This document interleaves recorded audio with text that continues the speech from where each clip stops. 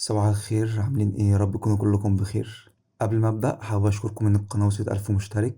كان بقالنا فتره كبيره موقفين ومش بننزل فيديوهات، ولسه راجع من اقل من شهر وصلنا 1000 مشترك، فدي علامه كويسه، وان شاء الله نوصل لاكتر من كده بكتير. ما طولش عليكم، النهارده هنعمل فطاير الجبنه، وصفه سهله كده ولذيذه، ممكن نعملها الصبح على الفطار او في اي وقت في اليوم. مش هقول مقادير، هسيب لكم المقادير في صندوق الوصف. هسيب مقادير تعمل فطيره واحده، والواحدة دي تكفي فرد، أو على حسب ما قدامكم يشوفوا دي تكفي واحد ولا لأ. فهتشوفوا انتوا أفراد قد ايه اللي عندكم وتضربوا في المقادير اللي أنا سايبها تحت في صندوق الوصف. أول حاجة طبعا هنعمل العجينة.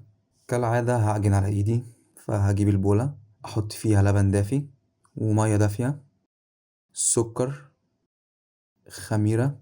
تقدروا تستخدموا أي نوع خميرة، خميرة فريش أو خميرة فورية، خميرة جافة، أي نوع. بعد ما أحط السكر والخميرة هقلبهم مع بعض الأول قبل ما أضيف باقي المكونات. بعد كده هضيف الدقيق وزبدة سايحة، ممكن تستبدلوا الزبدة بزيت الزيتون، وملح. آخر حاجة هنضيفها محلب مطحون، هيدي ريحة حلوة العجينة، وقريت اللي هو ليه فوايد كتير، ممكن تبقوا تدوروا وتشوفوها. بعد كده هبتدي أقلب بظهر المعلقة الخشب لحد ما العجينة تتماسك، وبعد كده أعجن بإيدي.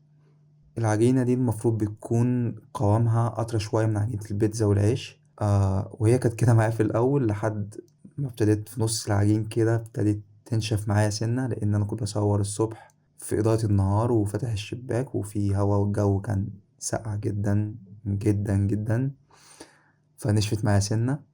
بس انتوا مش على المقادير اللي انا هسيبها لكم في صندوق الوصف، هتطلع معاكم مظبوطة. بعد ما اعجن العجينة مش هطول فيها، مش محتاجين عرق ولا حاجة، يعني 5 دقايق تقريبا هتكون العجينة جاهزة معايا. بعد كده اعمل على شكل كرة واغطيها بالاسترتش، او احطها في بولة واغطيها بقماشة، واسيبها من نص ساعة لساعة لحد ما حجمها يتضاعف. ممكن في النص ساعة اللي احنا سايبين فيها العجينة تخمر نجهز الحشو بتاعنا. انا استخدمت جبنة فيتا ملح خفيف، واستخدمت جبنة حلوم. الجبنة الحلوم الأول نقعتها في مية ساعة ونص، كل نص ساعة تقريبا بغير لها المية علشان تنزل الملح الزيادة اللي فيها، وبعد كده أبشرها وأخلطها مع الجبنة الفيتا. وجربت عملت واحدة تانية، ضفت عليها جبنة موتزاريلا على الجبنة الفيتا والجبنة الحلوم، وطلعت كويسة جدا برضو. وتقدروا تزودوا حبة البركة أو بقدونس على الحشو لو حابين. أنا اكتفيت بس بالتلات جبن دول، وبس كده تبقى الحشو جاهز عندي. وبعد ساعة أو نص ساعة العجينة حجمها اتضاعف، زي ما قلت لكم ما كانتش شقة أوي في التخمير لأن الجو كان برد، بس كانت شغالة. يعني هنقطع العجينة على الكمية اللي احنا عاملينها، لو عاملين فردين أو 3، أنا هنا عامل 3. هنقطعهم ونعملهم على شكل كرة.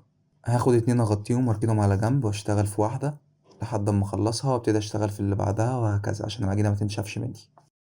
هفرد العجينة على شكل بيضاوي أو شكل مستطيل، مقاس 25 في 15.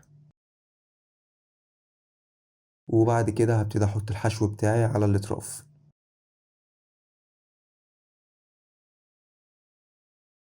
حطيت الحشو، وبعد كده هبتدي اقفل الاطراف، اشد طرف العجينه لجوه واضغط بطرف صوابعي الاول كده على العجينه، بعد كده بجنب ايدي، بحيث ان انا اقفل اطراف العجينه كويس، ولو في هوا او اي حاجه تطلع من العجينه. ما تكترش في الحشو علشان لو طلع على الاطراف مش هتقفل معاكم، فخلوا الحشو كميات قليله مش كتير. بعد ما قفلت الجنبين العجينه هبتدي اقفل الاطراف عشان تديني شكل القارب. هضم الاتنين على بعض بالشكل ده وهلفهم او ابرمهم واضغط عليهم بصوابعي عشان يتقفلوا معايا. لو العجينة طرية وبتلزق في صوابعكم ممكن تعصوا ايدكم دقيق، والطرف التاني زيه بالظبط هبرمه. ولو في اي زيادة او شايفين ان الطرف ده كبير قوي وهيكون ناشف وشكله مش حلو، ممكن تقصوا منه حتة. هيبقى عندنا العجينة بشكل القارب. هحط في النص كمان شوية من الحشو اللي عاملينه، وبس كده تبقى جاهزة معانا. هناخدهم ونحطهم على الصاج اللي هيخش الفرن، بس الأول دهنته بنقطتين زيت. لو انتم من النوع اللي بيصحى الصبح وبتكسلوا تعملوا اي حاجة، او ما عندكمش استعداد تقوموا من النوم وتعملوا الكلام ده كله، ممكن تجهزوها من بالليل وتقفوا عند الخطوة دي. تحطوا العجينة في الصاج وتغطوها ببلاستيك او بالاسترتش او حتى بحتة قماشة، وتسيبوها في التلاجة لحد تاني يوم الصبح. تطلعوها من التلاجة وتسيبوها في درجة حرارة الغرفة لحد ما تسخنوا الفرن. هنسخن الفرن على درجة حرارة 200، هتاخد من ربع ساعة ل10 دقايق تقريبا لحد ما العجينة تاخد بداية اللون البني. اطلعها من الفرن، ولو لقيت اللي هي رفعت قوي او الجبنة خرجت من الاطراف هضغط عليها بشوكة علشان افرغ مكان احط فيه البيض بالشوكة كده، وضغطت عليها ضغطة بسيطة من النص علشان اخلي فيه مكان البيضة تثبت فيه وما تقعش. وهحط على كل واحدة بيضاية، واديها رشة ملح وفلفل اسود ومفيش مانع ان احنا نحط سلايزين كده من فلفل حامي. واخر حاجة احطها عليها قبل ما ادخلها الفرن تاني قطعتين من الزبدة.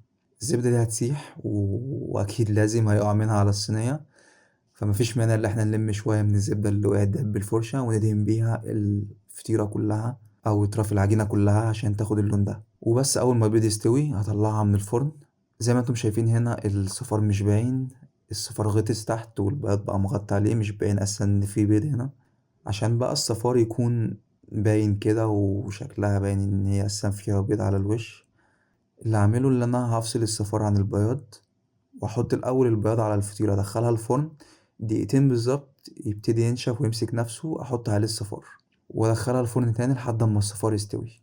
في ناس بتحب تاكل الصفار راني فهتطلعوها بدري شوية، ناس بتحبه مستوي هتسيبها في الفرن لحد ما تستوي بشكل كامل، فالموضوع يرجع لكم في الاخر. بس وبرضه هتطلع من الفرن واديها رشة البقدونس وهتبقى عندنا بالشكل ده. بس كده ده كان فيديو النهاردة، اتمنى يكون عجبكم.